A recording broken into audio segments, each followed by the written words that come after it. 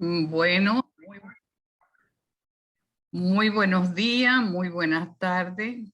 En nombre de la Federación Teosófica Interamericana, todos los domingos tenemos nuestras conferencias públicas y comenzamos con una invocación. Cierren sus ojos y desde ese punto brillante del corazón de cada uno, repitan en silencio conmigo internamente la invocación a la unidad.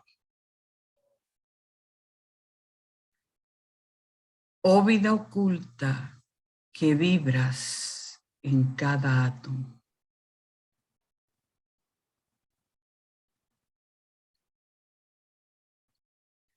Oh luz oculta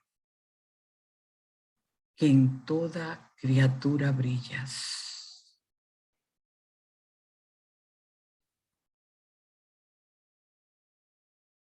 Oh amor oculto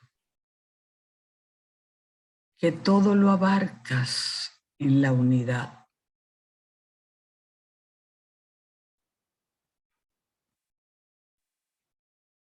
Que cada ser que se sienta uno contigo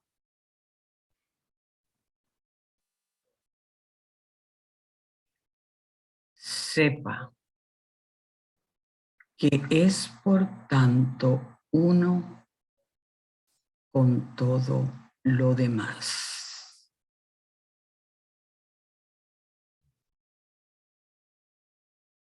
Así sea.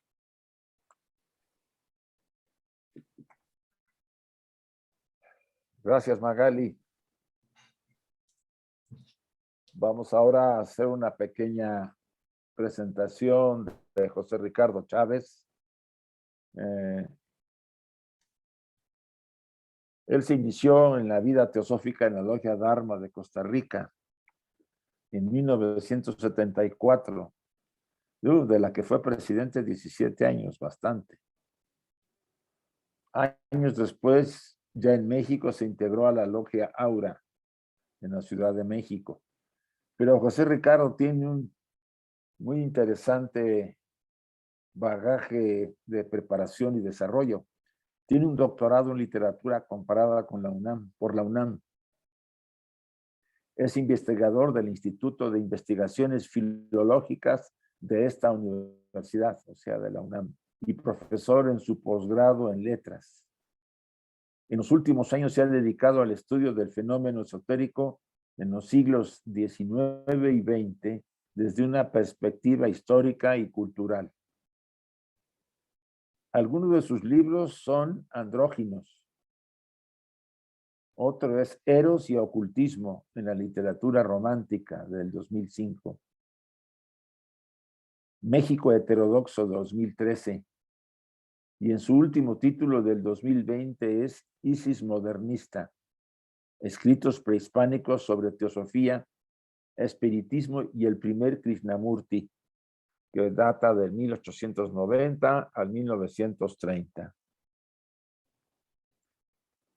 También ha escrito el libro de viajes Peregrino a Oriente en el 2012, así como diversas novelas y libros de cuentos.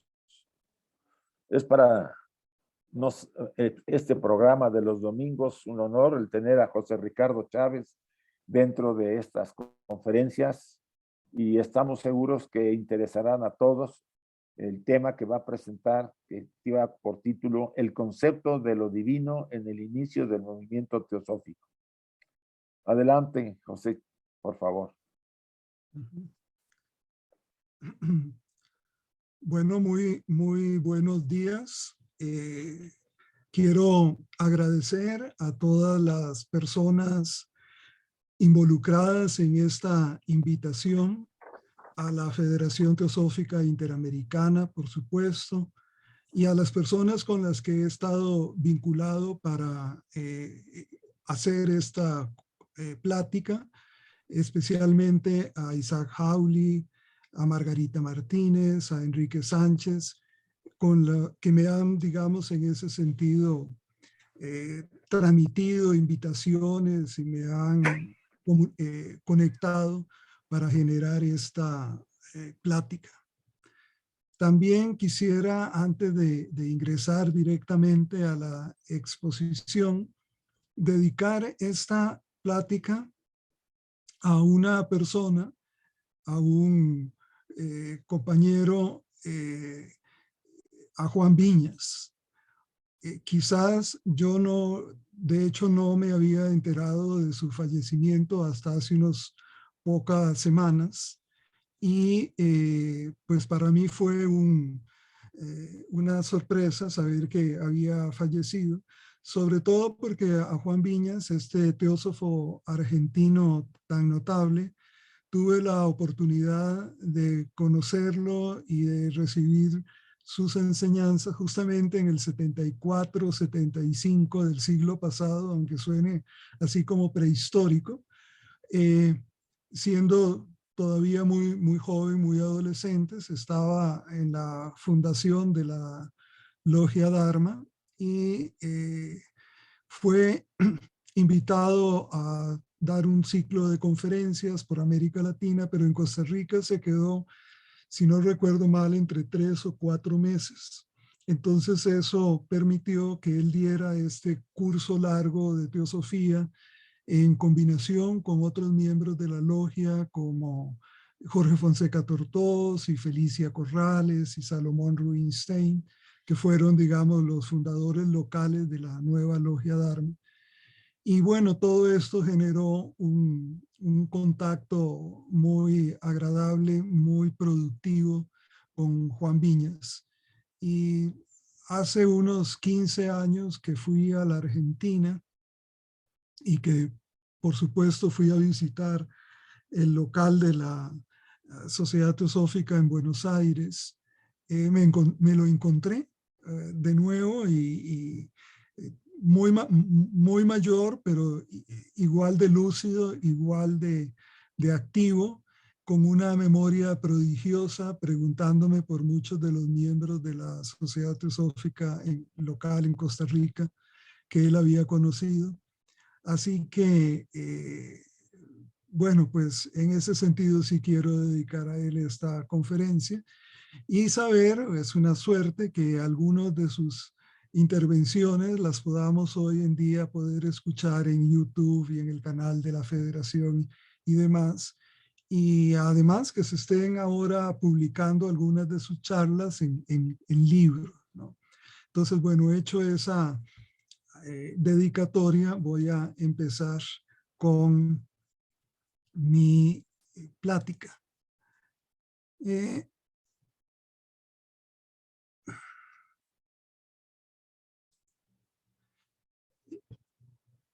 inicio, es importante, dado el tema que vamos a tratar hoy, de separar el concepto de espiritualidad de lo que pueda ser la creencia en Dios o en dioses.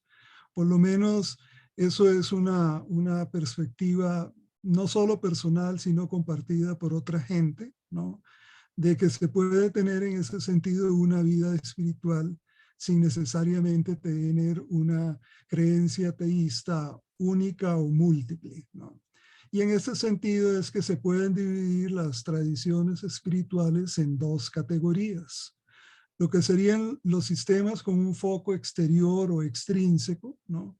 En este grupo de sistemas se trabaja bajo el principio de una realidad divina separada en distinto grado del practicante o del devoto. Y el foco del practicante en estos sistemas es desarrollar una relación con este principio divino.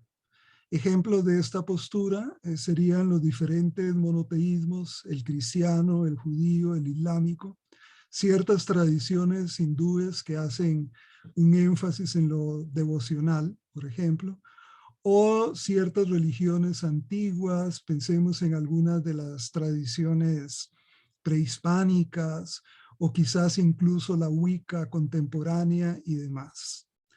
Pero también están los sistemas con un foco intrínseco o interior, que trabajan con la premisa de que todos somos parte de una realidad natural o intrínseca, que algunos pueden llamar divina, y que a través de entender y practicar y trabajar con esa realidad, somos capaces de actualizar nuestro potencial. El foco del practicante está más en aprender a manifestar dicho potencial. Y como ejemplo de este tipo de sistemas serían el budismo, el jainismo, la filosofía Sankhya de los 6 sistemas de la India, el taoísmo, o la teosofía, entre comillas, original, es una expresión polémica, ¿no? Digamos, la teosofía expuesta por Blavatsky, como veremos, ¿no? Y algunos de sus compañeros de generación, o incluso, por ejemplo, algo de algún representante contemporáneo pensaría en Krishnamurti, que entraría en este enfoque, ¿no? El despertar espiritual, en todo caso, supone siempre ir más allá de las creencias, por más sublimes que sean. Al principio, estas pueden servir como guía e inspiración, pero la verdadera experiencia religiosa implica llegar a un nivel superior a ellas, implica ir más allá de lo que sería el nivel mental, ingresar así en la nube del desconocimiento o del no saber, que es una expresión del misticismo cristiano. El conocimiento espiritual no está conformado por ideas, emociones o acciones, aunque puede o no incluirlas, sino por un reconocimiento existencial e intuitivo, la gnosis, de la unidad cósmica. Bueno, hecha esta aclaración, vamos al concepto de primera generación teosófica, o digamos que sería la que va a elaborar buena parte de este concepto de teosofía original, que como les mencionaba es de contenido polémico. Esta primera generación teosófica va desde la fundación de la Sociedad Teosófica en 1875 hasta básicamente la muerte de Olcott en 1907, es decir, abarca la vida de los 2 fundadores fundamentales de la Sociedad Teosófica, y algunos de sus integrantes serían Elena Blavatsky, por supuesto, Henry Olcott, Alfred Sinnett, Damodar Mavalankar, William George, Mead, Suba Rowe y Mabel Collins. No son los únicos, pero quizás son los nombres más recordados hoy en día. Y este periodo es un tiempo en que se va conformando el discurso teosófico, sustentado sobre todo en el trabajo intelectual de Blavatsky.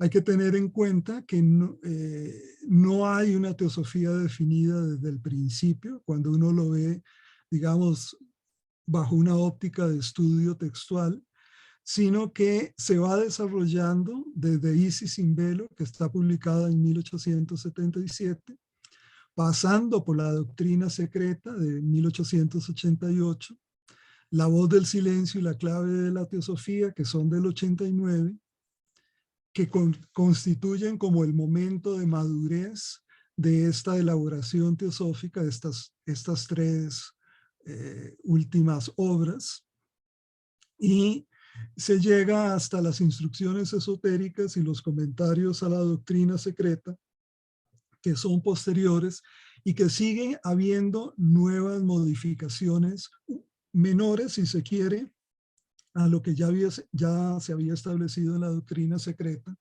pero algunas de ellas son significativas. Aquí podemos ver algunos de los rostros y fotografías de esta primera generación.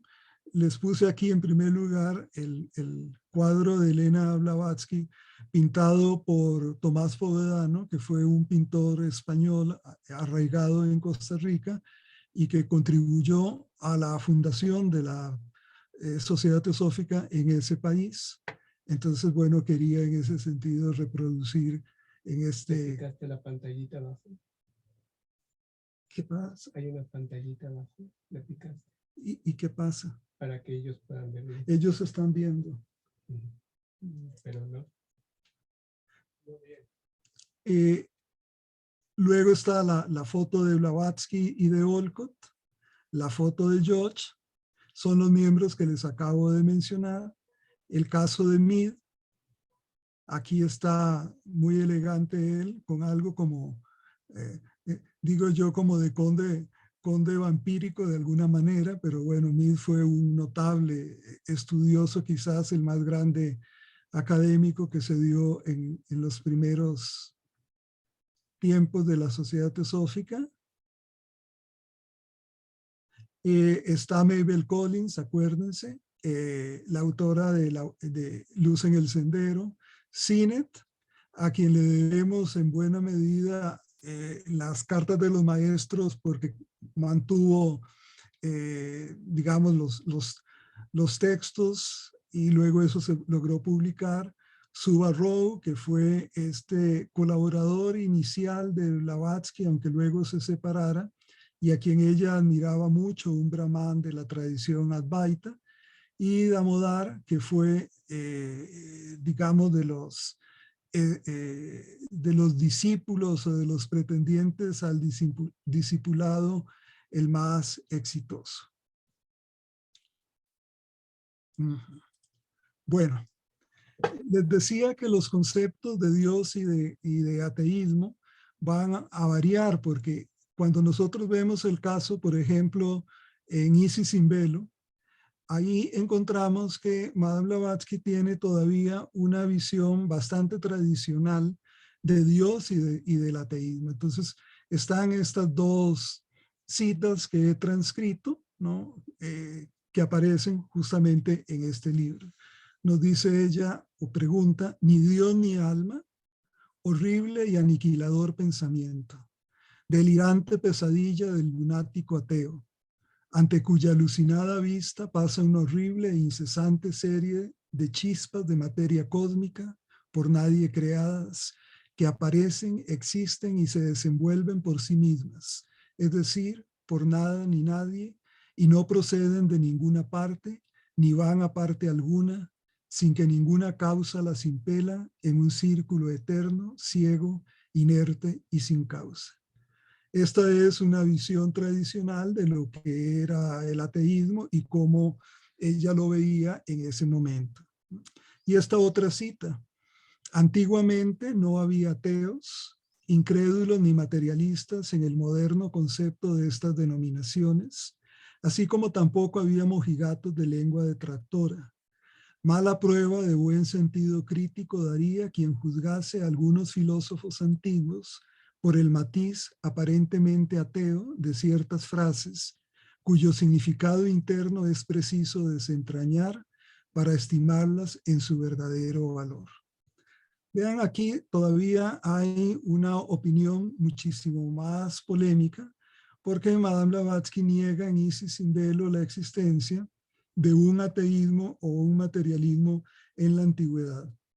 Esto está totalmente, digamos, obsoleto en la medida en que hoy se reconoce, incluso por los propios habitantes de la India, una tradición de materialismo y de ateísmo que se agrega a las 6 corrientes filosóficas tradicionales, que es la tradición de los Charvakas, y que corresponden justamente a una tradición de ateísmo y de materialismo en la propia India desde la antigüedad.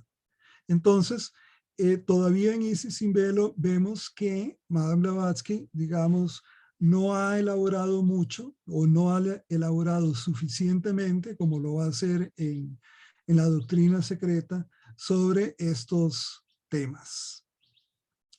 Y es que el concepto de Dios aparece desde el nombre elegido para la nueva presentación de la antigua doctrina o teosofía, que alguna gente suele de alguna forma apresurada a definir como sabiduría de Dios. ¿no? Y claro, ahí Madame Blavatsky, desde La clave de la teosofía, que es una obra fundamental, nos va a aclarar que no se trata de sabiduría de Dios, sino de sabiduría divina o de los dioses. Y entonces tenemos esta cita de ella en La clave, donde nos dice que la teosofía es la ciencia o sabiduría divina. Saber divino, teosofía, es sabiduría de los dioses, como teogonía, genealogía de los dioses. La palabra theos en griego significa un dios, uno de los seres divinos, y de ningún modo Dios en el sentido que damos hoy al término. No es, por lo tanto, la sabiduría de Dios, según traducen algunos, sino sabiduría divina, la poseída por los dioses. Y da como origen del nombre. Nos ha sido transmitido por los filósofos alejandrinos amantes de la verdad. Data el nombre teosofía del siglo III de nuestra era, y los primeros que lo emplearon fueron Amonio Sacas y sus discípulos. Vean que aquí ya comienza ella a tener una visión mucho más matizada del concepto de Dios y su opuesto de ateísmo. Y en la misma clave de la teosofía, entre las preguntas que vienen, aparece esta que los lectores de ese libro pues ya conocerán. Cuando se pregunta, ¿creéis en Dios? Y ella contesta, depende de lo que entendáis por este término. Nos referimos al Dios de los cristianos, el Padre de Jesús y Creador, al Dios bíblico de Moisés, en una palabra, es decir, el Dios del monoteísmo. En semejante Dios no creemos. Rechazamos la idea de un Dios personal o extracósmico y antropomórfico, que solo es la sombra gigantesca del hombre y ni siquiera del mejor. Decimos y probamos que el Dios de la teología es un conjunto de contradicciones y una imposibilidad lógica. Por lo tanto, no tenemos nada que ver con él. Ya aquí vean ustedes, hay realmente una separación, una creciente elaboración sobre el concepto de Dios, separando el concepto de la elaboración estrictamente monoteísta. Y incluso comienza a trabajar el concepto ateísmo, que hay que ser cuidadosos con este término, porque en la actualidad el concepto de ateísmo prácticamente que es, digamos, un término que da o que tiene un sentido muy polémico, ¿no? De hecho, buena parte de los ateos contemporáneos suelen ser casi como otra secta más religiosa o arreligiosa. Y entonces, a veces más que ateísmo, tendríamos que hablar de no teísmo, simplemente de alguien o de una tradición, como en el caso del budismo, que no es tanto que niega la existencia de Dios, sino que no la toma en cuenta, no la considera importante para lo que es el trabajo espiritual. Entonces, por eso a veces conviene hablar más bien de una tradición no teísta y no tanto de atea por las connotaciones que el término pueda tener actualmente, ¿no? Entonces, ahí en la clave, justamente se hace la pregunta, ¿sois entonces ateos? No nos consideramos tales, responde, a no ser que se aplique el epíteto de ateo a los que no creen en un Dios antropomórfico. Vean ustedes esta precisión, ¿no?, que corresponde con estas tradiciones espirituales. Creemos en un principio divino universal, la raíz de todo, del que todo procede y en el que todo será absorbido al fin del gran ciclo del ser. Y tenemos esta otra cita al final del capítulo, del tomo primero de la doctrina secreta, en la recapitulación, cuando se dice, cualquiera que sea el destino que el porvenir remoto reserve a estos escritos, esperamos haber probado los hechos siguientes. Primero, la doctrina secreta no enseña ateísmo alguno, excepto en el sentido que encierra la palabra sánscrita nástica, no admisión de los ídolos, incluyendo a todo Dios antropomórfico. En este sentido, todos los ocultistas son násticas, es decir, rechazarían un Dios antropomórfico. La palabra nástica, por otro lado, en la tradición india, no es tanto ateo, sino el que rechaza más bien la tradición de los Vedas, y pueden ser o no ateos. Pero bueno, esa es la versión que Madame Blavatsky nos presenta. Y luego continúa, dice, la doctrina secreta admite un logos o un creador colectivo del universo. Un demiurgo en el sentido que se implica al hablar de un arquitecto como creador de un edificio, aunque el arquitecto no ha tocado jamás una piedra del mismo, sino que habiendo proporcionado el plano, deja todo el trabajo manual a los obreros.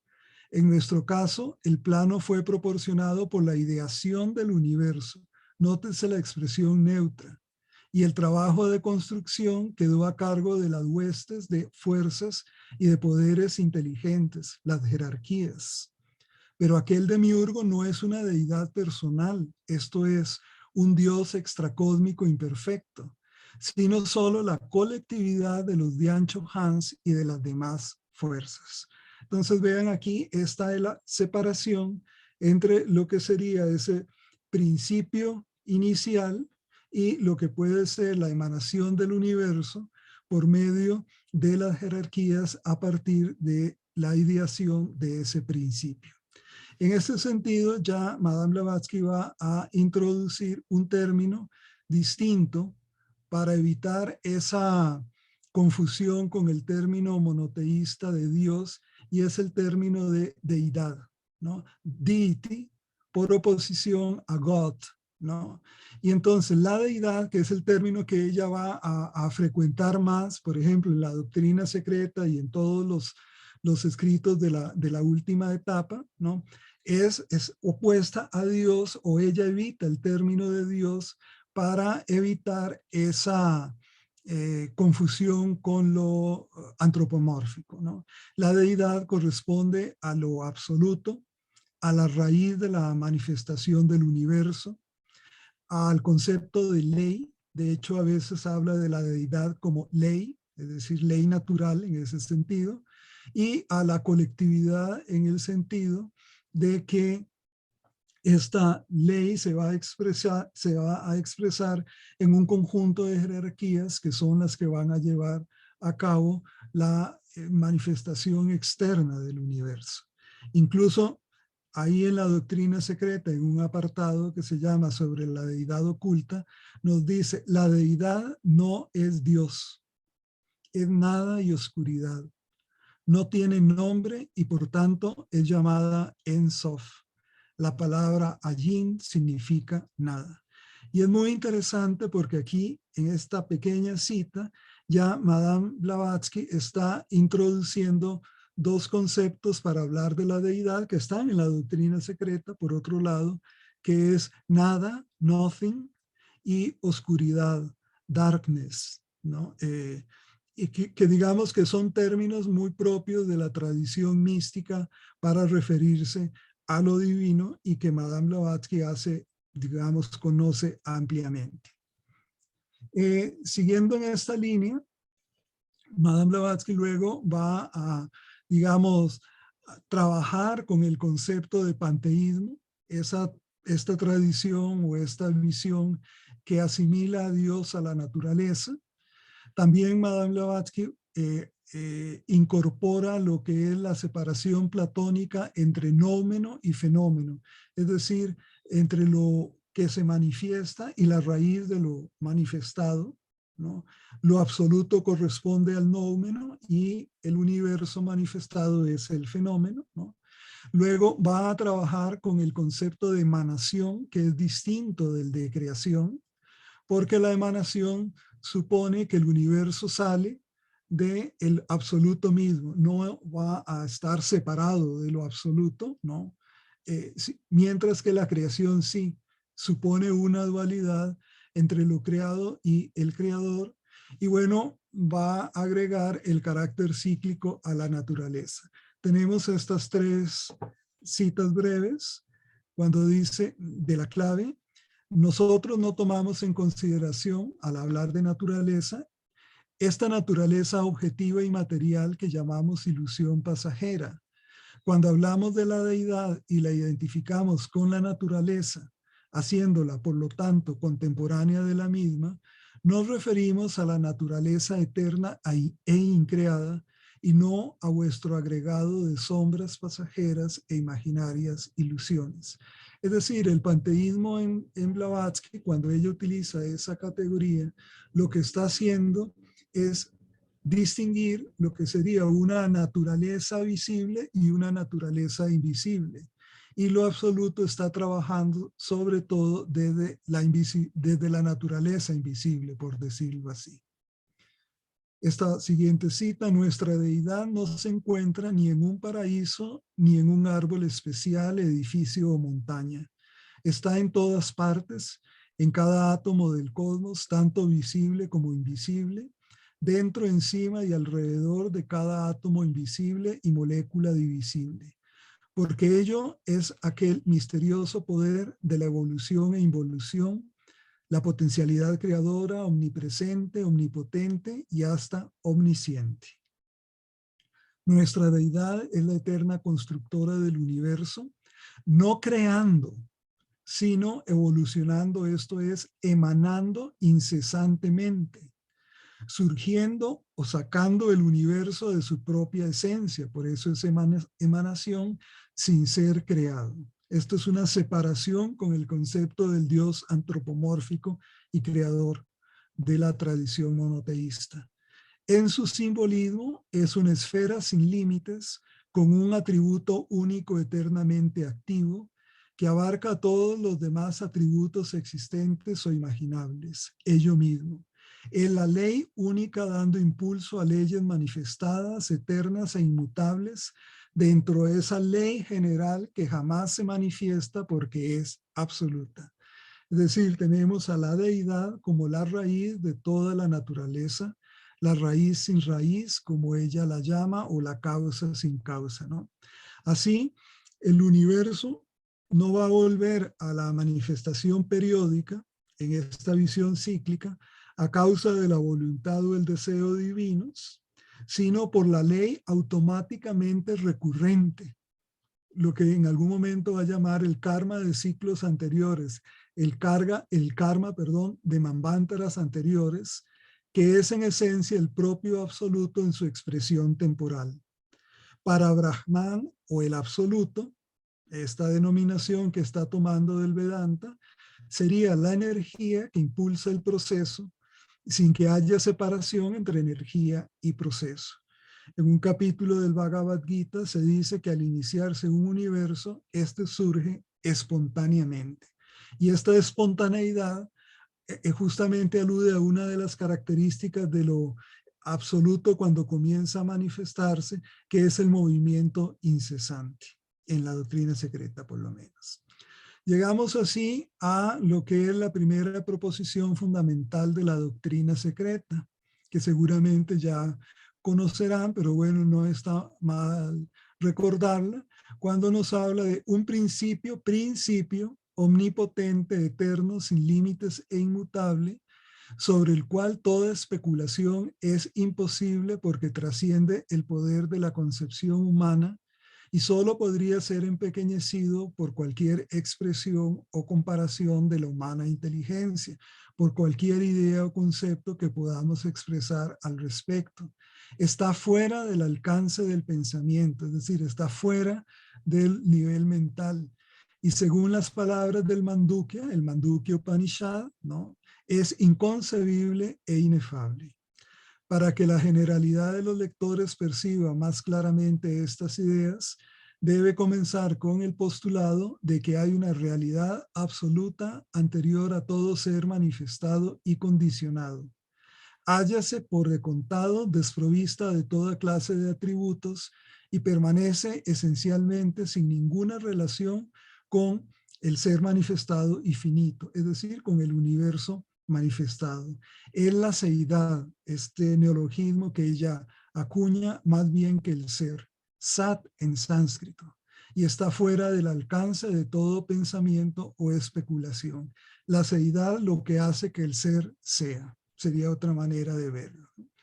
Y al final de la doctrina secreta, en la recapitulación, nos hace esta aclaración. Se le llama principio, substancia. Vean ustedes, la palabra principio ya estaba en esa primera proposición, ya que llega a ser sustancia o materia en el plano del universo manifestado, una ilusión, mientras que sigue siendo un principio en el espacio abstracto sin comienzo ni fin, visible e invisible. Es la realidad omnipresente, impersonal porque ella contiene todo y toda cosa, y subraya. Su impersonalidad es la concepción fundamental del sistema. Es decir, no es personal, está latente en todo átomo del universo y es el universo mismo. Nótese pues que se habla de un principio impersonal, que sería pues la clave del sistema y no de una entidad. Es un principio, no una entidad, no de un ser, sino de aquello que hace que los seres sean una potencialidad, la seidad.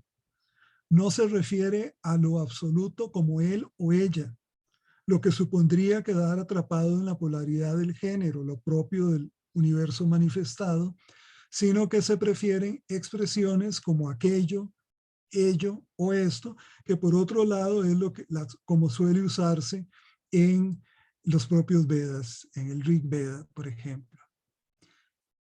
Otra característica de la deidad en Blavatsky tiene que ver con su asimilación con el espacio.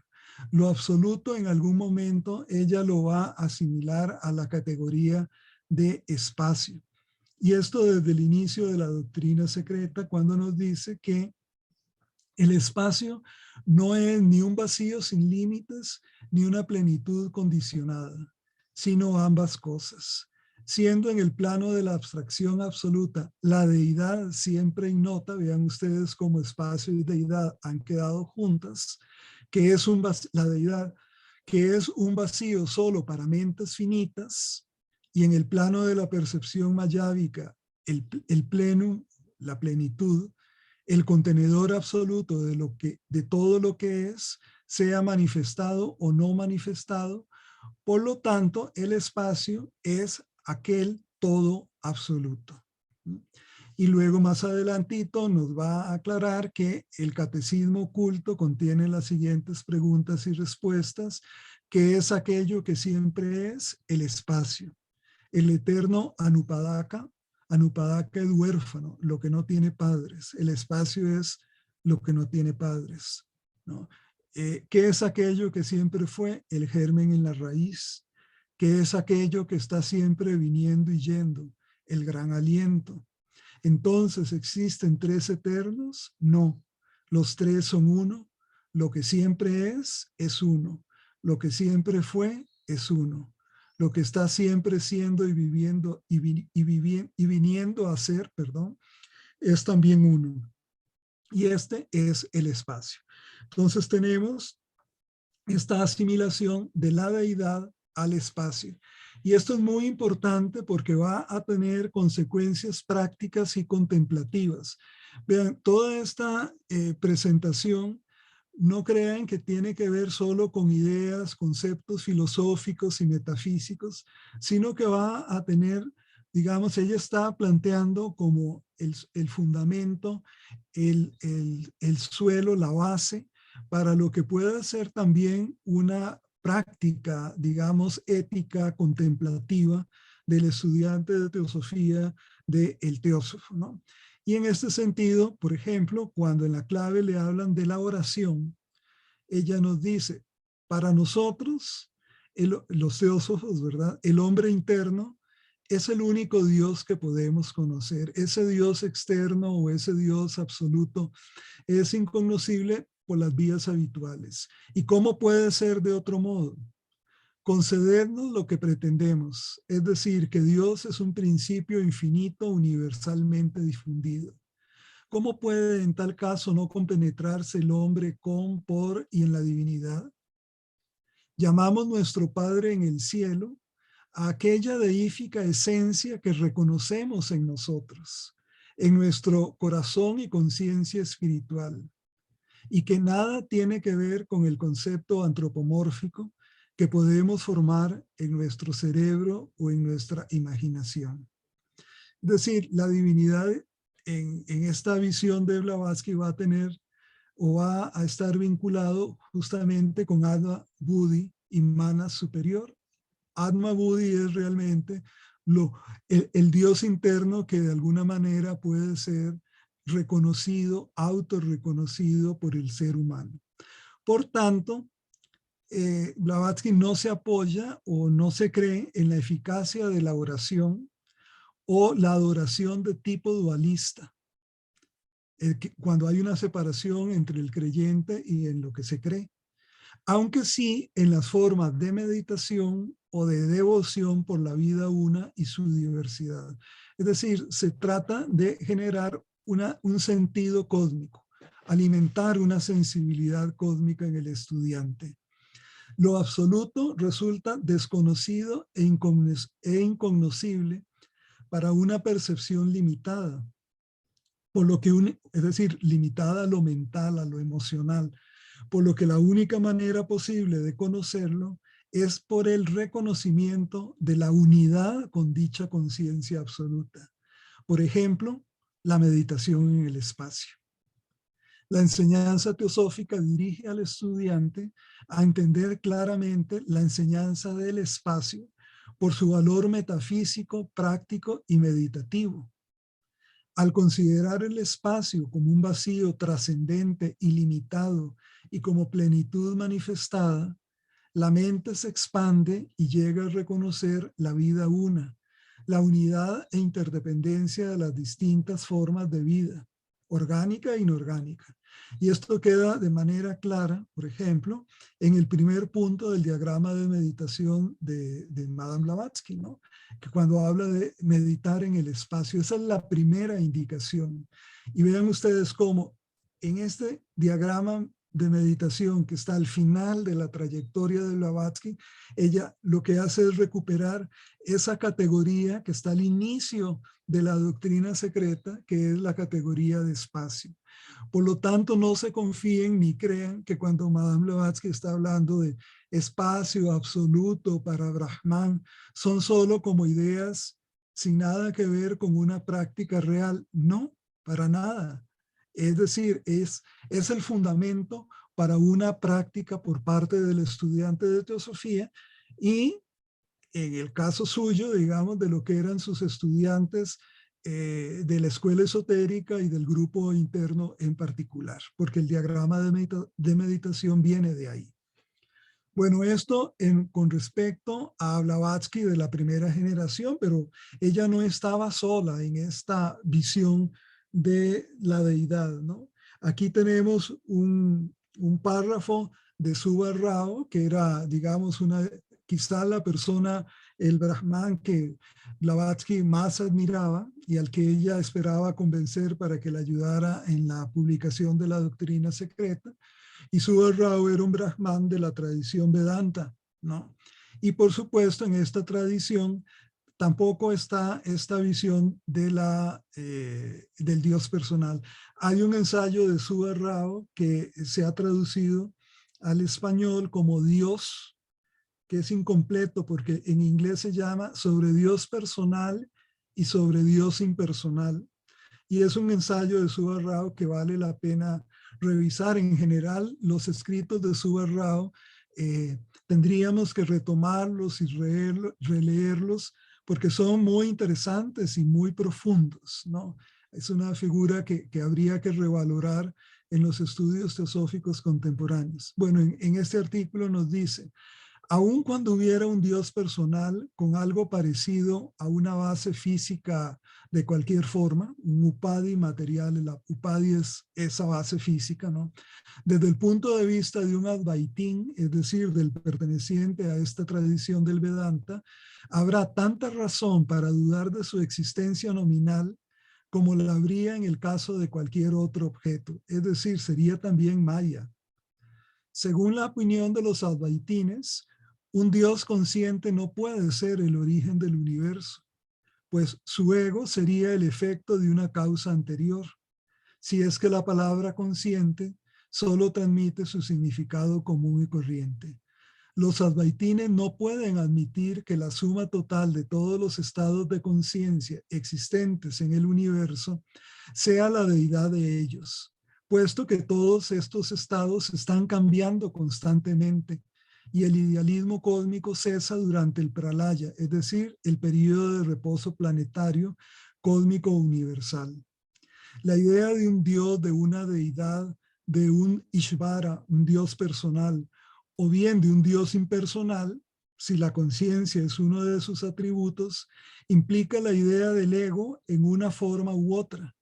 Y puesto que todo ego o no ego concebible es producto de este elemento primitivo, empleo esta palabra en ausencia de otra mejor, es absolutamente inconcebible la existencia de un Dios extracósmico que con anterioridad a este estado posea estos atributos.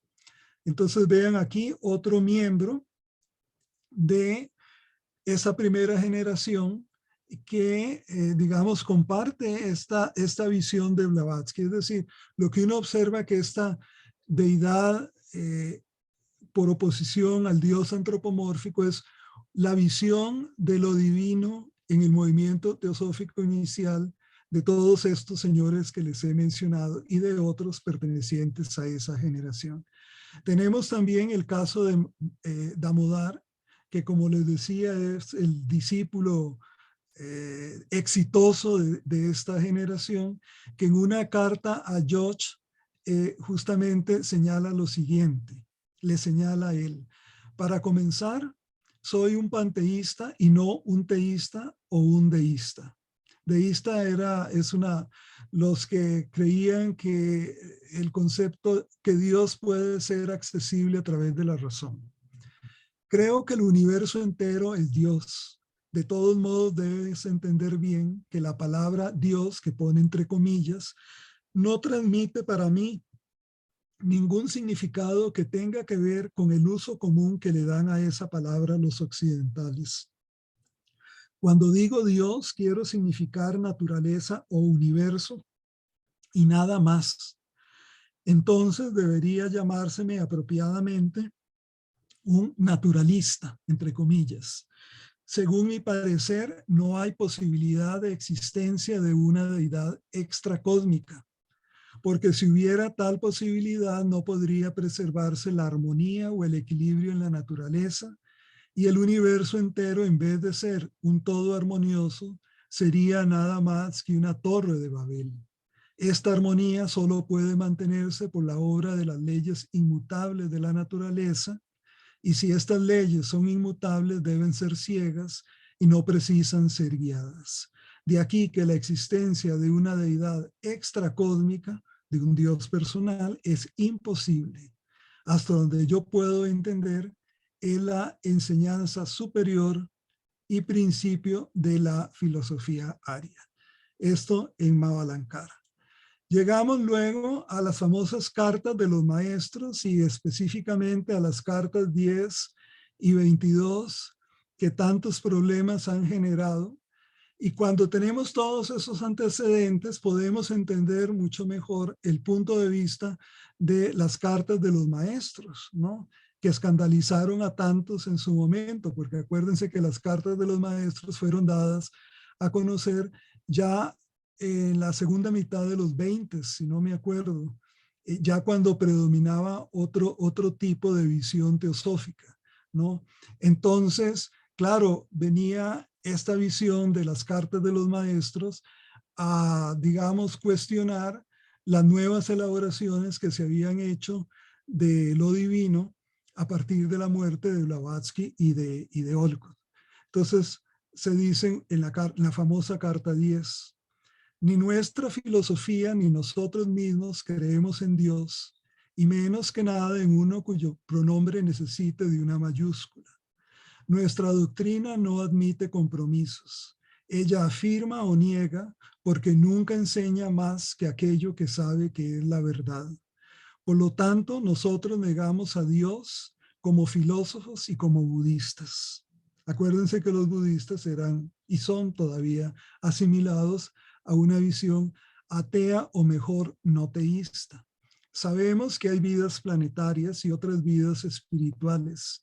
Y sabemos que en nuestro sistema no existe tal cosa como Dios, ni personal ni impersonal. Para Brahman no es un Dios, sino la ley inmutable y absoluta. Ishvara es la consecuencia de avidya y maya, es decir, de la ignorancia y la ilusión. La palabra Dios se inventó para designar la causa desconocida de esas consecuencias que el hombre lo mismo ha admirado que ha temido, sin comprenderlas. Y puesto que nosotros proclamamos y somos capaces de demostrar lo que proclamamos, es decir, el conocimiento de esa causa o de esas causas, estamos en situación de sostener que no existe ningún dios o dioses detrás de ellas. La idea de Dios no es una idea innata, sino una idea adquirida. Y nosotros solo tenemos una cosa en común con las teologías. Revelamos el infinito. Esto es muy, muy bonito, revelar el infinito. Pero mientras que nosotros atribuimos a todos los fenómenos que proceden del espacio infinito e ilimitado, duración y movimiento, y unas causas materiales, naturales, sensibles y conocidas, al menos para nosotros, los teístas les atribuyen causas espirituales, sobrenaturales e ininteligibles y desconocidas. Más claridad no puede haber. Estos últimos dos párrafos de esas cartas hay que leerlas completas, ¿verdad? Nuestro objetivo principal es liberar a la humanidad de esta pesadilla, la creencia en Dios. Enseñar al hombre a practicar la virtud por la virtud misma y a caminar por la vida contando con él mismo en lugar de apoyarse en una muleta teológica que durante incontables edades fue la causa directa de casi todo el sufrimiento humano. Se nos puede llamar panteístas, pero agnósticos jamás. Si la gente está dispuesta a aceptar y a considerar como Dios a nuestra vida una, inmutable e inconsciente en su eternidad, puede hacerlo así y quedarse entonces con un término inapropiado más inmenso. Y luego, apoyando de alguna manera lo dicho por Subha Rao, no somos advaitas como Subha Rao, pero nuestra enseñanza respecto a la vida una es idéntica a la del Advaita en relación a Parabrahman. Y ningún Advaita verdaderamente docto en filosofía se llamará nunca agnóstico a sí mismo, porque sabe que él es Parabrahman, lo absoluto, e idéntico en todos los conceptos con la vida y el alma universal. El macrocosmos es el microcosmos, y él sabe que no existe ningún Dios, ningún creador, ninguna existencia separada de él mismo. Habiendo encontrado la gnosis, no podemos darle la espalda y convertirnos en agnósticos. Y es muy importante, interesante cuando uno revisa estas cartas, las referencias que se hacen ahí, autores de la tradición científica y materialista como Locke, como Bacon, como el barón de D'Holbach, al grado que algunos de los argumentos de estos pensadores están retomados en las cartas de los maestros. Bueno, ya para acabar y dar paso a los comentarios o preguntas que ustedes quieran, señalar algunas breves conclusiones. El concepto de Dios o de deidad ha variado en el discurso teosófico, tanto en la propia Blavatsky, por ejemplo, entre lo que dicen Isis sin velo, como vimos, que es mucho más convencional, y lo que va a desarrollar en la doctrina secreta, que digamos la va a escribir ya cuando ella ha pasado toda la experiencia de la India, ha aumentado su acervo de conocimiento, por ejemplo, de la tradición budista, de la tradición Vedanta, del hinduismo, de la tradición Sankhya del hinduismo, entre otras fuentes. Entonces, su concepto de Dios y de deidad se va a manifestar. Entonces, este concepto de Dios varía tanto en Blavatsky como entre lo que ella va a plantear ya en la doctrina secreta y lo que hace la siguiente generación, la segunda generación de Annie Besant, de Leadbeater, de Arundel, de Gina Rayadasa, que van a cristianizar y personalizar el concepto de Dios. Conviene que los estudiantes de teosofía vean estas diferencias para una mejor comprensión de la teosofía y para evitar confusiones. Con esto no les quiero decir que tienen que aceptar la versión de Blavatsky, de la primera generación del Dios o la deidad impersonal, sino que sí hay que tener en cuenta que cuando Leadbeater está hablando de Dios, lo está haciendo de una manera muy distinta a la de Blavatsky, ¿no?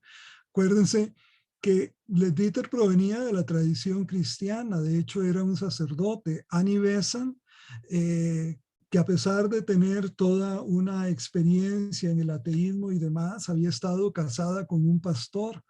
Entonces ella de alguna manera era una cristiana secular. Y en este sentido, lo que vamos a encontrar es que tras la muerte de Blavatsky va a haber una cristianización, por decirlo así, del discurso teosófico, tanto en la teosofía más ortodoxa, llamémosle así, asentada en la sociedad teosófica de Adyar con Annie Besant y Leadbeater, como en la teosofía disidente, porque esta cristianización del discurso teosófico uno la va a ver también en otros representantes como Alice Bailey. En Alice Bailey toda la escuela arcana también va a hacer esto, es decir, se va a releer la antigua teosofía o la teosofía de Blavatsky y compañía desde una perspectiva cristiana. Y lo mismo ocurre también con la antroposofía de Rudolf Steiner, ¿no? Ahí también otra vez la noción del cristianismo y demás va a ser clave, ¿no? Entonces, digamos, esta cristianización es de la teosofía, esta relectura de lo teosófico desde una perspectiva más cristiana y por lo tanto de Dios personal, es algo que va a calar en la teosofía ya en el siglo XX. En su primera proposición, en la doctrina secreta, Blavatsky establece un principio omnipotente, eterno, sin límites e inmutable, sobre el cual toda especulación es imposible porque trasciende el poder de la concepción humana. Ya les leí la cita completa. Vean cómo se le asigna distintos nombres, absoluto para Brahman, En Sof, y se le vincula con categorías como espacio, vacío, plenitud y oscuridad. De hecho, cada una de estas otras categorías daría pie para toda una conferencia, ¿no? La categoría de espacio en la tradición teosófica, el concepto de vacío en la tradición teosófica, o de plenitud que está asociada al pleroma de los gnósticos, la oscuridad, darkness, que está, digamos, vinculada con la tradición mística, incluso del misticismo cristiano. Entonces, cada uno de esos términos da pie para una conferencia en sí. Por cierto, en la traducción de la doctrina secreta al español, no se traduce darkness como oscuridad, que es el término más místico, sino como las tinieblas, ¿no? Para que si ustedes se manejan con la única traducción que hay, van a ver cómo ahí siempre se habla de las tinieblas, no de oscuridad. Y bueno, algo muy importante, Madame Blavatsky va a subrayar, y bueno, el resto de participantes o de compañeros de generación plantean la impersonalidad como la clave del sistema. Es decir, el absoluto no es un ser, no es una entidad, sino que es funciona impersonalmente, ¿no? A la hora de la manifestación. Ahora, no obstante que lo absoluto resulta inaccesible desde una postura meramente intelectual, es posible vislumbrarlo intuitivamente por el autorreconocimiento de la unidad con dicha conciencia absoluta, es decir, lo que en otros términos se llama la gnosis. La enseñanza teosófica dirige al estudiante a entender claramente la enseñanza del espacio por su valor práctico, meditativo y ético, por la que la mente se expande y llega a reconocer la vida una, la unidad e interdependencia de las distintas formas de vida. Como termina la famosa invocación teosófica, que cada ser que se sienta uno contigo, con la vida una, oculta e impersonal, sepa que por lo tanto es también uno con todos los demás. Muchas gracias, lo que tengo que comentarles por hoy. Quedo atento a sus comentarios y dudas, preguntas, lo que quieran. Gracias, José. Muy magnífica presentación, de verdad. Ya estamos pensando en invitarte nuevamente, pero con tiempo y sin mandarte muy retrasado el cartel, de verdad. Pero Claro que vamos a sí. abrir, vamos a abrir a Milce le pediré para que pueda abrirle los micrófonos a todos. Ajá. Y los que tengan preguntas o comentarios puedan dirigírselos a José, por favor. Ya está abierto y Salomón veo que levantó la mano.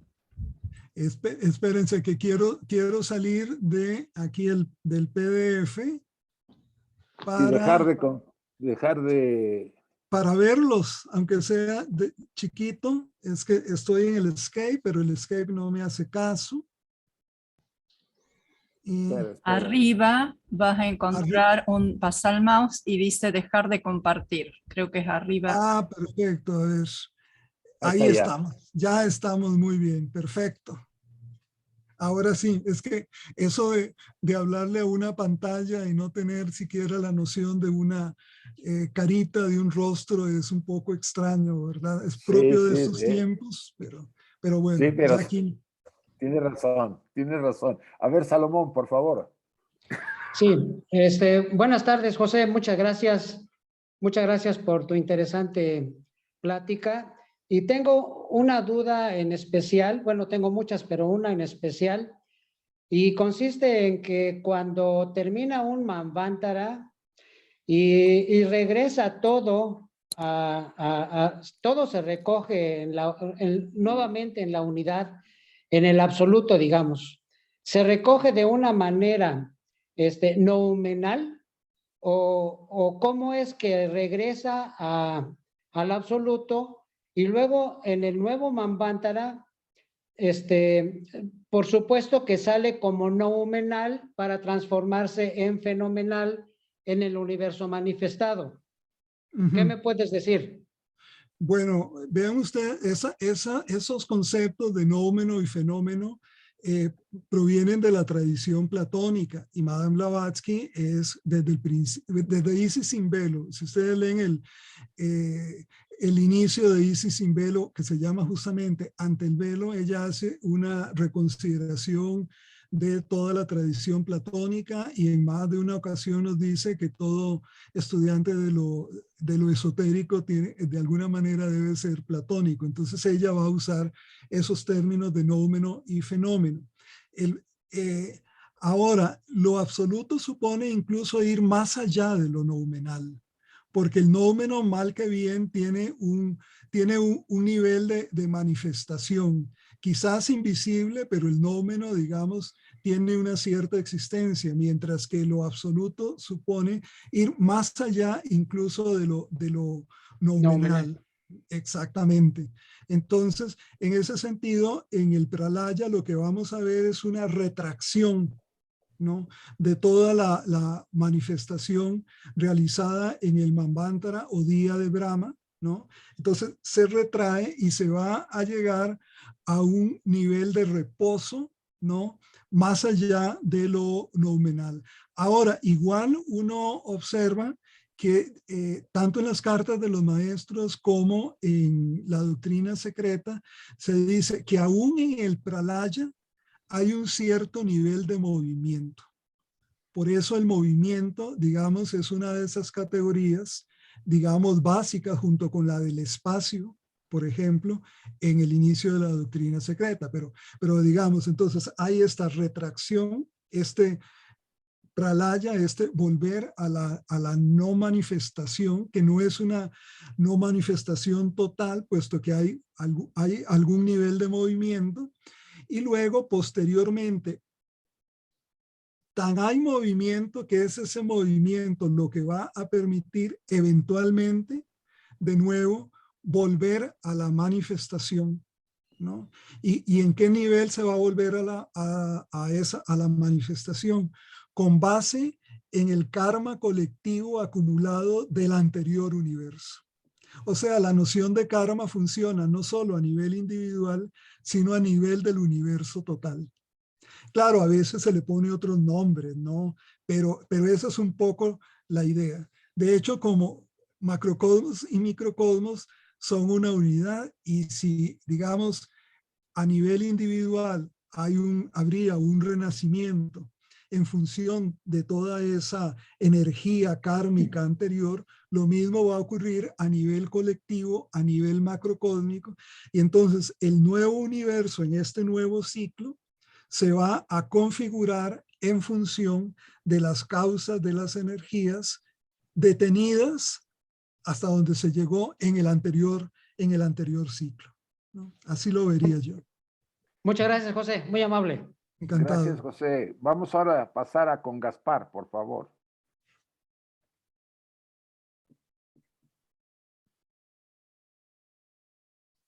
Su micrófono, Gaspar. Sí, sí, gracias, que no lo podía abrir.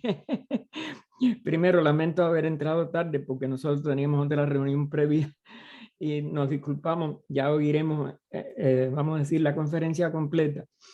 Quería sí introducir una cosa que creo que se ha perdido de la memoria de muchos teósofos y de esta primera etapa de la sociedad, que los maestros en un principio encargaron, y por eso se funde en New York, por eso se escoge a Olcott, por eso se escribe Isis sin velo en una perspectiva más de la filosofía platónica, etcétera, y por tanto en conceptos trinos como los que están en Occidente, pero que están en todas las religiones del mundo, aunque como es dogmatizado, correcto, porque en realidad en la misma cábala lo que se han perdido son las occidental, ¿no?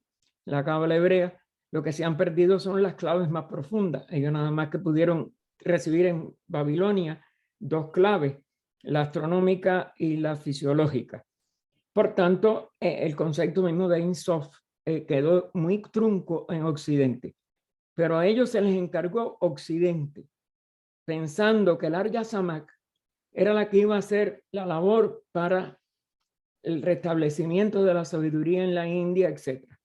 Ustedes saben que cuando, después de publicar Isis sin velo, HPB recibe la orden del maestro de encaminarse para la India, que es lo que hace a Olcott romper hasta con su familia, romper con toda su vida.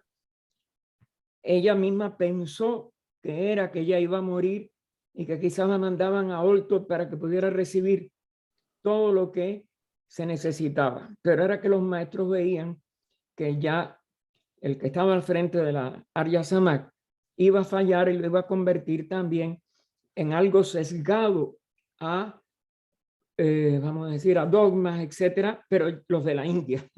Todo lo que se dogmatiza es mal. Y entonces, sin embargo, ella ya se da cuenta cuando llegan a la India que tenía que asumir la sociedad teosófica, Olcott y ella, toda la labor que iba a hacer para todo el mundo. Comienzan con el Panchasila que hacen en Ceilán, tratar de revivir el budismo Es decir, una labor que ella no soñaba que iba a tener que realizar. No es que ella lo aprendiera, yo creo. Ella había pasado de los 20 y pico de años de preparación para, sobre todo, vencer su debilidad innata, la mediunidad, que la convirtió ella en una medianera, pero no en una medium más nunca. Y la labor después con la misma religión hindú, que era una antigua de la filosofía, con tratar de revitalizar el interés de los hindúes en las 6 darshanas antiguas, sobre todo en la Vedanta Advaita, como es natural, pero no porque los maestros fueran ni vedantinos, ni budistas, ni ninguno, eran universales. Y yo creo que esa variación es lo que provoca que Isis, que indudablemente tiene un mayor peso de lo occidental, pase en el budismo esotérico de Sinen, que no debió haber sido confundido con la religión budista, sino con Budi, y la doctrina secreta ya son más universales y abarcan, por tanto, la función nueva que la sociedad antiosófica tenía que hacer para el mundo. Y en el caso sobre todo de la señora Nivesan, creo que tenemos que ser más estudiosos de su obra, porque ella lo primero que hizo fue traducir el Bhagavad Gita, empezar a hacer los estudios de los Upanishads, publicar la sabiduría de los Upanishads. Cuando daba conferencias en la India, sobre yoga, por ejemplo, las resumió en Introducción al Yoga, que es mucho más profundo que el resumen de sus conferencias en Londres sobre el yoga. Eso mismo se ve que ella trató de hacer un equilibrio, que en algunas cosas no pudiera, no podemos, no hay ni aun el Gautama pudo hacer una labor perfecta. Tuvo que tener desbalances. Aparte, sus mayores viajes fueron a Occidente, porque ella pasa a la muerte de Olcott a ser presidenta internacional de la sociedad. Y esto pasa con los demás, aunque Gina Rayadasa, Arundel o Leadbeater hayan sido preferentemente en sus exposiciones más occidentales, y la religión cristiana y el judaísmo, etcétera, era lo que más tenía que tratarse de revivir sin dogmas en el occidente. También tuvieron grandes estudios sobre el oriente, y yo creo que trataron de mantener el equilibrio. Y es lo que sí yo quiero, que los estudiantes vivamos en Occidente o seamos del Oriente, tratemos de buscar esa profundización y ese equilibrio, porque la sociedad teosófica es para el mundo entero. En Occidente hay que ir contra los dogmas occidentales. En el Oriente, quitar las castas, hacer todo lo que se hizo. A Nivesan, llevando a María Montessori allá, aprovechando que la habían expulsado de Italia, para generar una educación nueva que fuera más universal, aún allí en las escuelas que Olcott fundó. Eso es lo que sí quisiera que entendieran, que tenemos que ser más universales y apreciar la labor que con errores tuvieron que hacer todos, porque ninguno era un adepto. Gracias. Gracias, Gaspar. A ver, Cecilia, por favor. Gracias, José Ricardo, por tu presentación magnífica y digna de repasar una y otra vez. Quería comentar el hecho de que para mí, personalmente, una de las filosofías o pensamientos más afines a la idea de Elena Blavatsky, de lo que es esa deidad de espacio, duración, movimiento, ¿verdad? Que es todo ello, es el budismo, con su concepción de ese espacio que no es solo ese vacío, sino que es un espacio luminoso, es un espacio conciencia. Entonces, de alguna manera, se me acerca a mí a esa concepción que nos puede presentar Blavatsky, y que concluye finalmente en que ese espacio conciencia es la esencia búdica, ese Dharmakaya universal, sin límites, esa mente universal. ¿Qué pensás vos sobre esto? Y de hecho está la invitación de ella a hacer la meditación sobre el espacio, pero no es ese espacio muerto, como de repente nos viene a la mente occidental, sino ese pleno, por eso es ese pleno, ¿verdad? Espacio luminoso, me gusta resumirlo así. Sí, hola Cecilia, un gusto verte, Hola. aunque sea así a la distancia.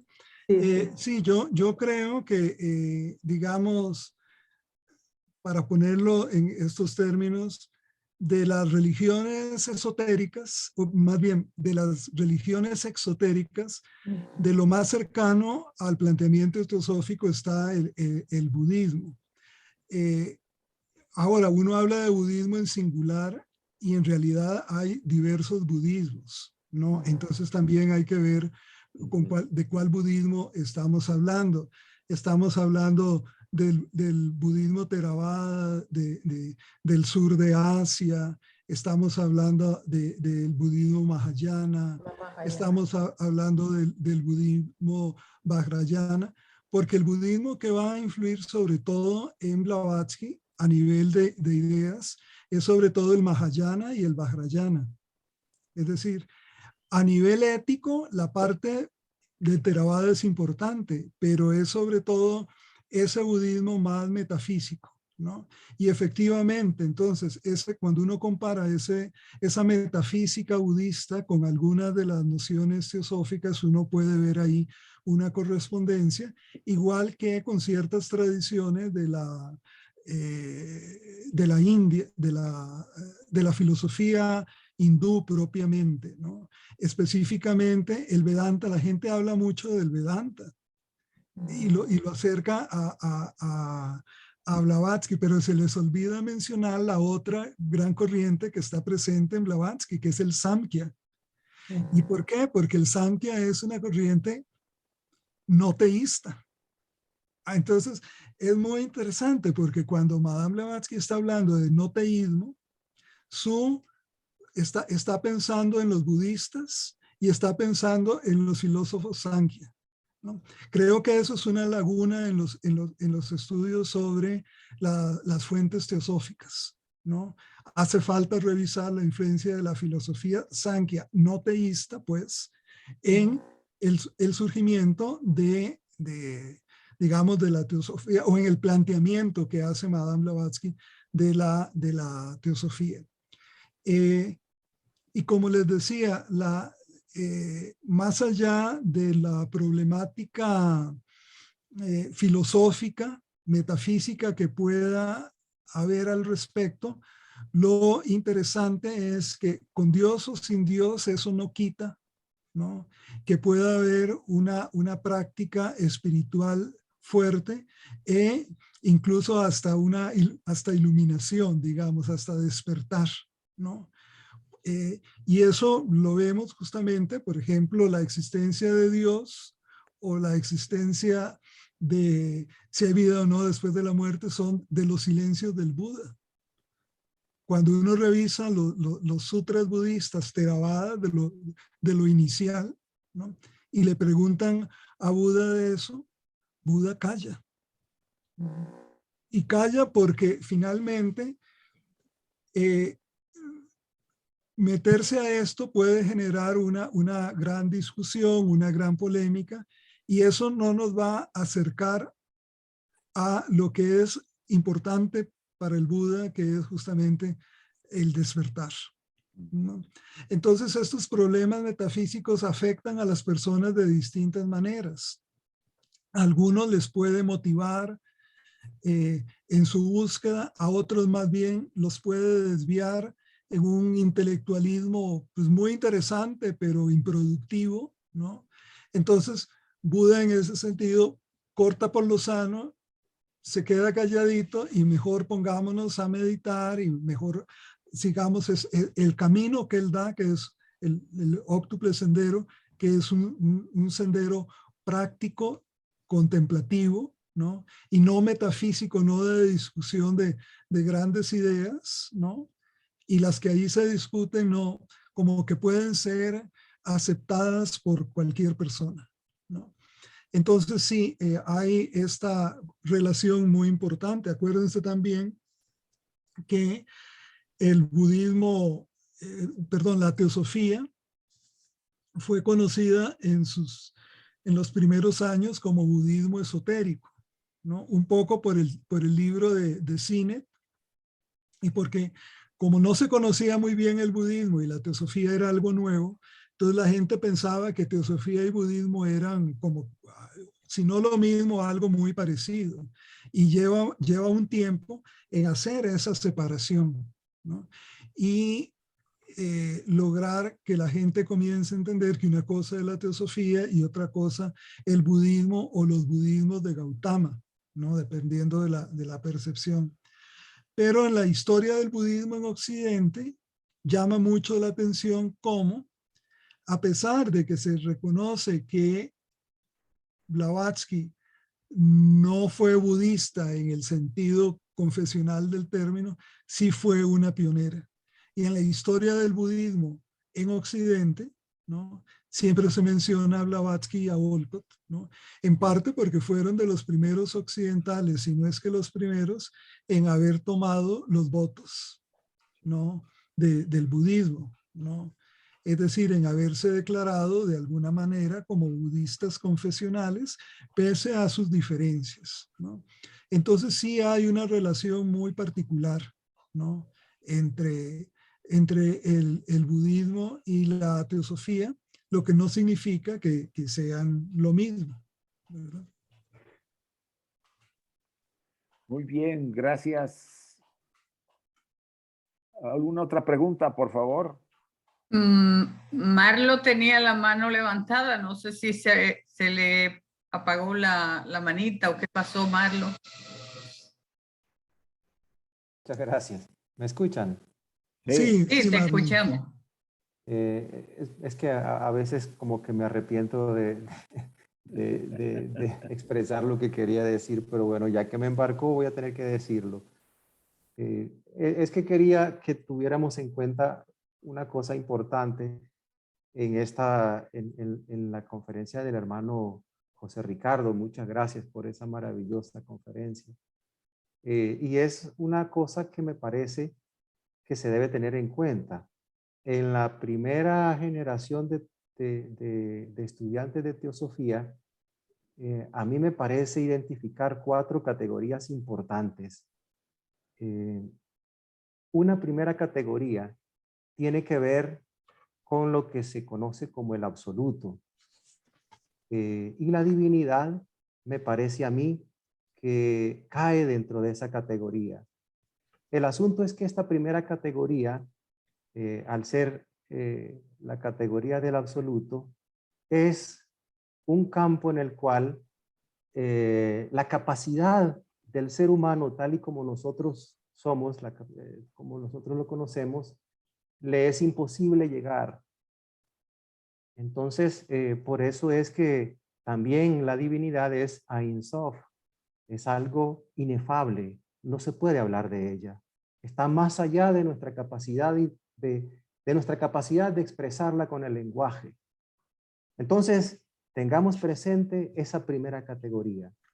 Existe una segunda categoría, me parece a mí, y es la categoría arquetípica, la categoría de las ideas, la categoría noumenal. Y como bien lo dijo el hermano José Ricardo, ya es algo en lo que la capacidad del ser humano ya puede alcanzar. Algunas veces no perfectamente, pero la capacidad de poderla atisbar está ahí. Es decir, esa categoría noumenal de las ideas arquetípica. Luego viene una categoría, bueno, tenemos que tener en cuenta de que la primera categoría es para mí la suprema, ¿verdad? La que está por encima, para situar una escalera, es la que está en la parte de arriba de la escalera. Un peldaño más abajo está la segunda categoría, que es la categoría noumenal. Ya ahí estamos hablando de algo manifestado. Manifestado en el sentido de que es.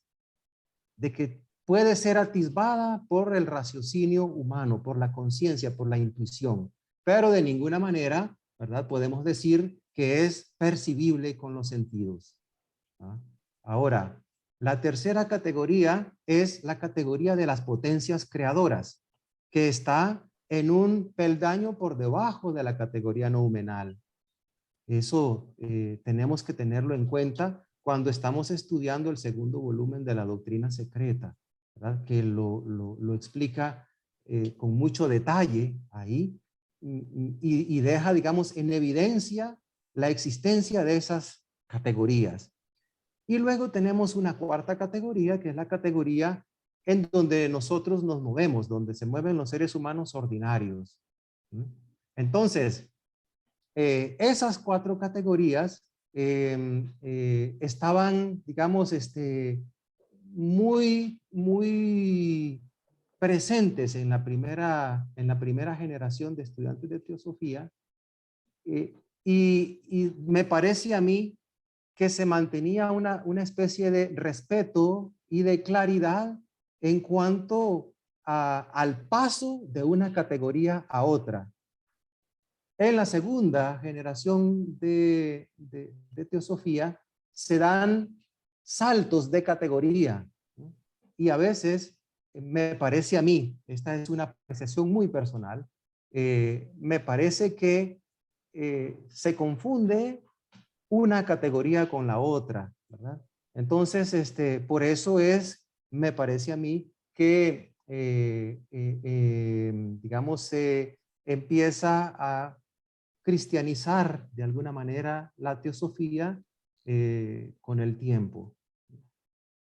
Eso era lo que yo quería expresarles, porque me parece que debemos discutirlo, ¿verdad? De alguna manera. Sí, a mí bueno, primero otra vez, Marlon, mucho gusto verte así a la distancia y comentarte, bueno, esta separación que tú haces es muy pertinente, porque de lo que se trata es de que no de prescribir cuál es la vía para todo estudiante de teosofía, sino saber que hay distintas vías presentes, digamos, en la tradición teosófica, y que lo que aparece en esta primera generación teosófica correspondería básicamente, digamos, a lo que tú has llamado el nivel de lo absoluto y quizás de lo noumenal, ¿no?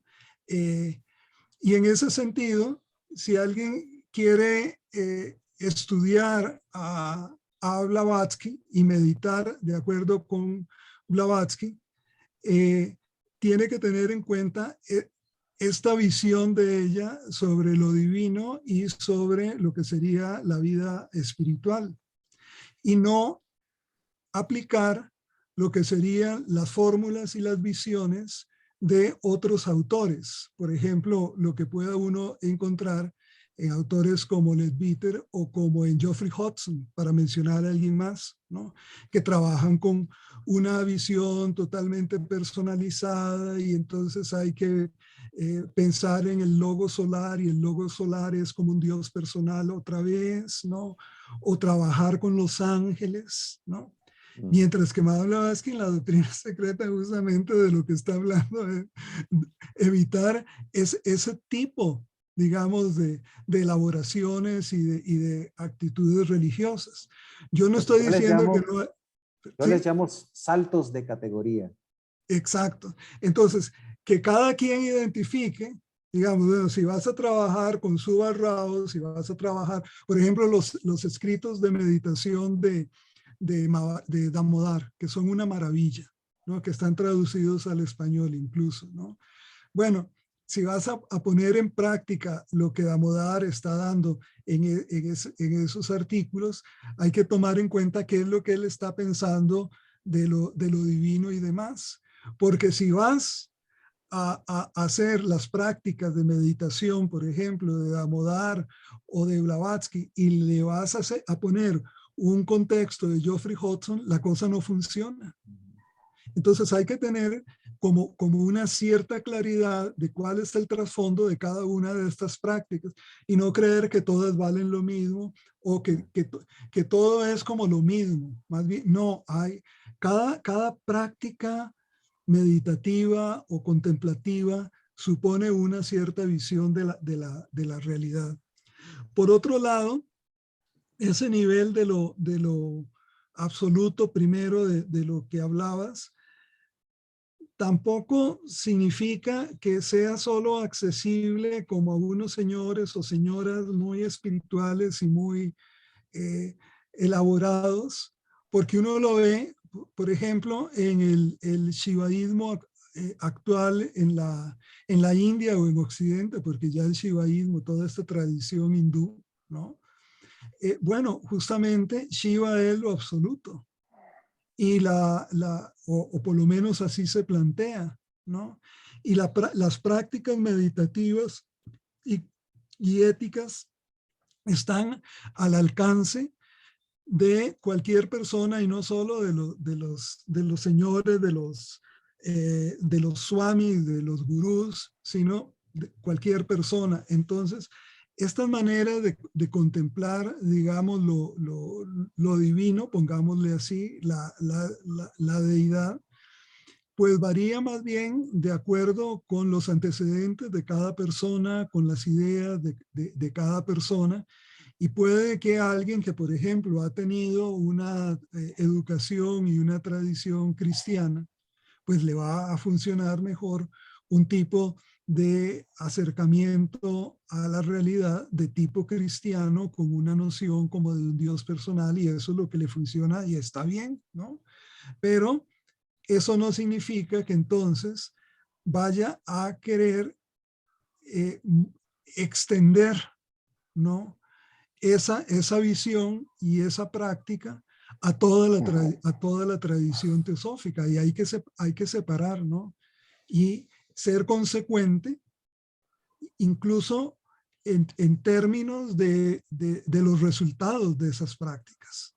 Porque si tú estás usando formas impersonales de meditación y de pronto le estás metiendo el santo o los ángeles y demás, al final es un merenquetengue completo, ¿verdad? Y eso no va a funcionar. Entonces, es parte del discernimiento. Acuérdense, discriminación, discernimiento, el primer punto del sendero de acuerdo a los pies del maestro. Bueno, aquí lo que tratamos es de discernir, de discriminar. No para decir esto es superior a aquello otro, sino esto es diferente de esto otro.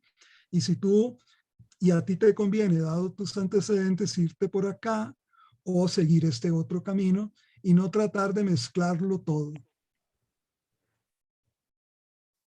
Bueno, tenemos la mano, gracias hermano, tenemos la mano de Emirce levantada y yo creo que con Emirce nos pasamos del tiempo ya, pero vamos a darle la oportunidad a Emirce que estaba de turno.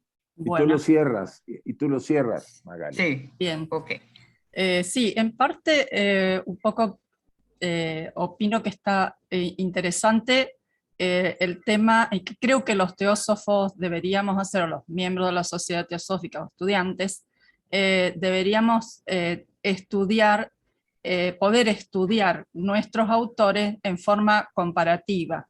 Eso, y por supuesto que cada uno tiene una afinidad particular con uno o con otro autor, pero sí es interesante, a mi punto de vista, ampliar el panorama y poder tener, no encerrarnos, digamos, sino poder, esto que vos presentaste, ¿no? Poder ver tal autor, cómo lo trabaja, cómo se trabaja en cada línea, pero me parece que también uno no debería categorizar demasiado. Por supuesto que uno después lo hace, porque sí uno siente determinada afinidad con alguien y no con otro. Yo recuerdo que Juan Viñas en una escuela de verano nos trajo el tema que nosotros deberíamos poder trabajar con los párrafos de textos.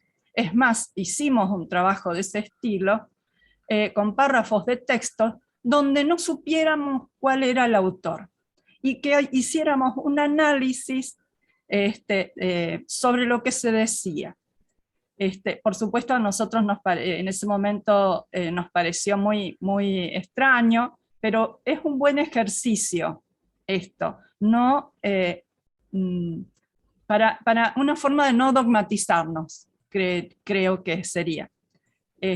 Me parece muy bueno toda la presentación que vos hiciste, realmente amplia la visión.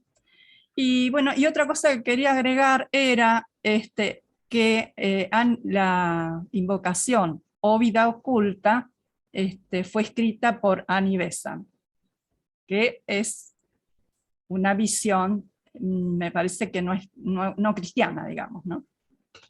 Eso nada Muy más. amplia. Muy amplia, exacto. Yo quisiera señalar ahí algo muy importante, y es que tomar en cuenta las diferencias entre los autores, saber reconocerlas, no significa dogmatizar. Dogmatizar justamente puede ser el resultado de cuando vemos las cosas y creemos que todos dicen lo mismo, ¿no? Y no, es decir, justamente, si el discernimiento es justamente la primera cualidad del sendero espiritual, según plantea a los pies del maestro, tenemos que aprender a discernir. ¿Y qué es lo que hace Madame Blavatsky en La doctrina secreta y en su libro? Justamente discriminar y luego establecer comparaciones y elegir, ¿no? Y entonces justamente uno debe elegir. Y efectivamente, la invocación a la unidad fue redactada por Annie Besant, creo que fue en 1926, algo más, pero en buena medida ya había, tenía varios años de estar en la India, y acuérdense ustedes que Annie Besant justamente va después de un tiempo a trabajar mucho en lo que sería la enseñanza de la tradición de la religión hindú, y va a fundar escuelas de ese tipo. Es decir, que Annie Besant tenga o haya tenido esos antecedentes cristianos, y que ella haya estado, digamos, fuertemente vinculada a alguien como Leadbeater y como Arundel y como Whitfield y demás, no significa que fuera una persona incompetente, todo lo contrario. Annie Besant, digamos, se le reconocen muchos méritos intelectuales, políticos, feministas y demás, pero también, digamos, cometió diferentes errores que también habría que reconocerlos, como uno los reconoce en todos y cada uno de los miembros o de los nombres de la tradición teosófica. No se trata aquí de victimizar o santificar a alguien, sino simplemente de reconocer las diferencias entre un autor y otro, sobre todo cuando de ahí van a surgir, digamos, consecuencias de tipo meditativo, contemplativo, para el bienestar del practicante. Bueno, muchas gracias, José. Vamos a despedirnos. Hoy un trabajo muy bueno, José Ricardo, que nos pone a pensar. Yo cuando estudio a Blavatsky y me encuentro, por ejemplo, con unas palabras de ella que dice: si dijéramos en vez de Dios leyes, ¿por qué no le ponemos a Dios el nombre de leyes? ¡Wow! ¡Qué amplitud! ¡Qué amplitud! Pero la teosofía es para todos. ¿Por qué? Porque el despertar de la conciencia en cada uno de nosotros va paso a paso. Y todos nosotros, como estamos haciendo ahora, todas las generaciones han dado el máximo de lo que pudieron dar. Maravilloso, maravilloso. Así nosotros nos esforzamos porque este trabajo de la teosofía llegue y nos ponga a pensar. Qué maravilla poder hablar en un foro como este, con tantas diferencias y con tanta armonía. Maravilloso. Pero José Ricardo, nos dejas un punto excelente para nosotros poder estudiar y seguir investigando. Demos las gracias a todos los que han aportado del pasado y del presente a este trabajo, porque la sociedad tiene 146 años de fundada y sigue manteniendo ese amor y esa armonía, como lo hemos visto hoy en esta mañana. Nuestra gratitud, y quiero verte nuevamente, querido hermano, en estas conferencias. Encantado, encantado. Por su asistencia, un beso grande y bienvenido todos mis queridos hermanos. Los amo. Gracias. Un abrazo a todos y a cada uno. Gracias. Gracias. Bye. Gracias, José Ricardo.